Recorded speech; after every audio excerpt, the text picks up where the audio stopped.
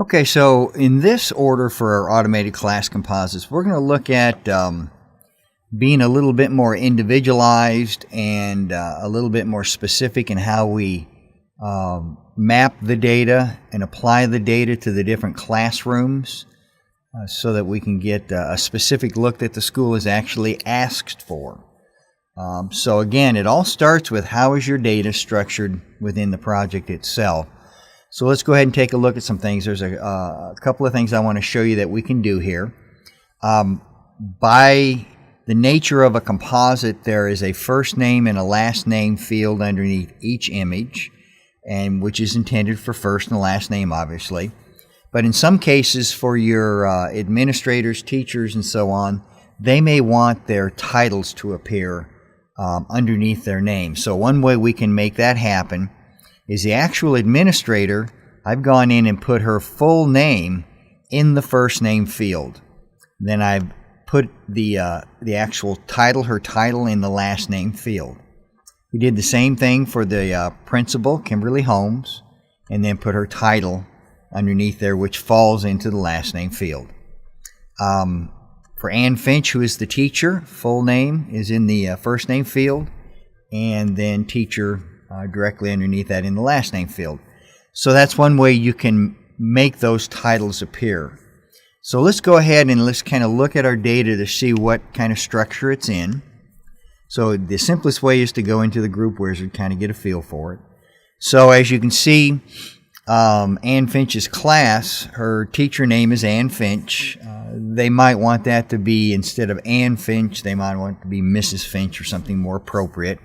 But in particular, the grade value being PK3 day. That's just code, the school's code for pre-kindergarten 3 days a week.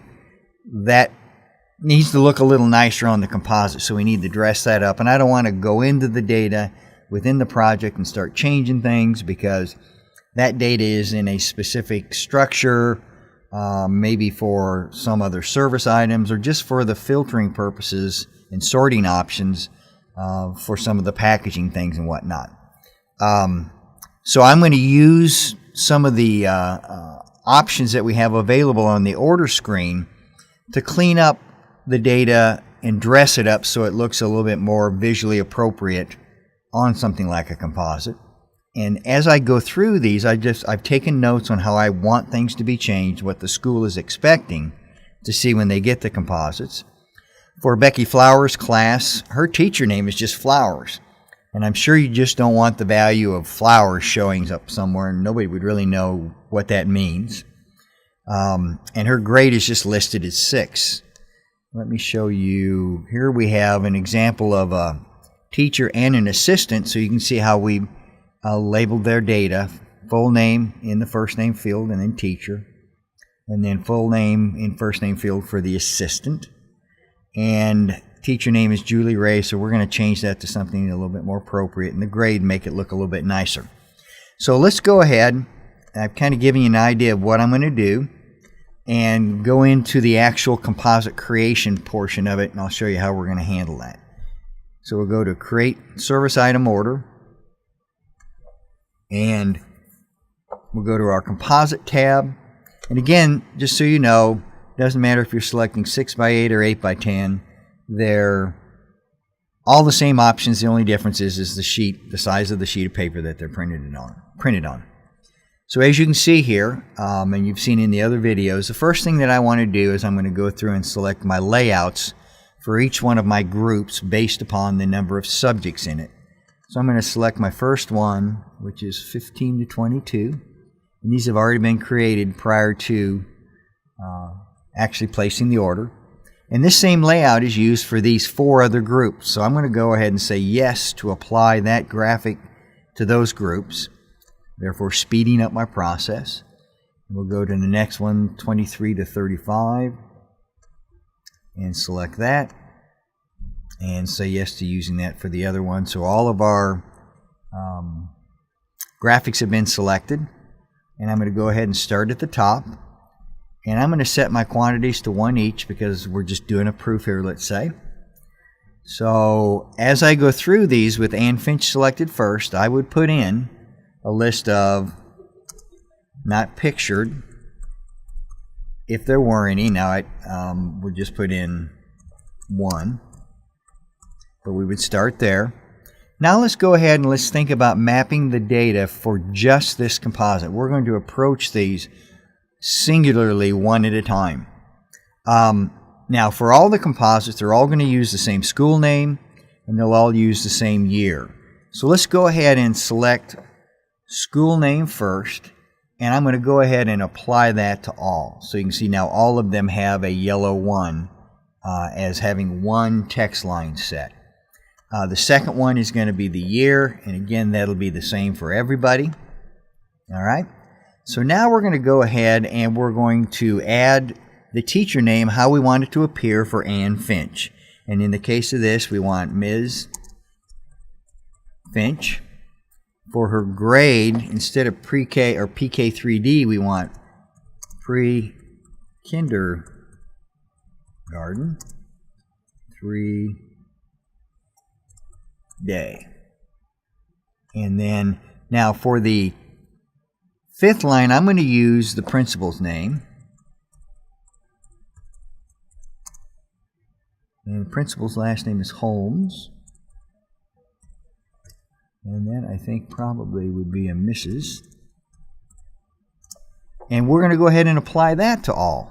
All right, so the only thing that's going to be different for each one of my groups as I go through them is how do I want the teacher's name to appear, and then how do I want the grade value to show up. So let's go to our next one, and this is Becky Flowers. And for Becky Flowers, we want Mrs. Flowers. And then for her grade value, she teaches 6th grade, but they want it to actually be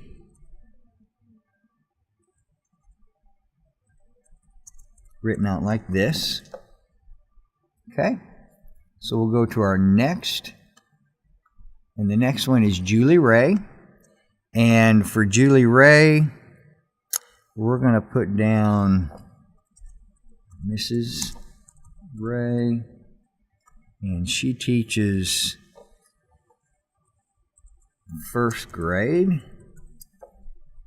And the next one is Karen Sanders.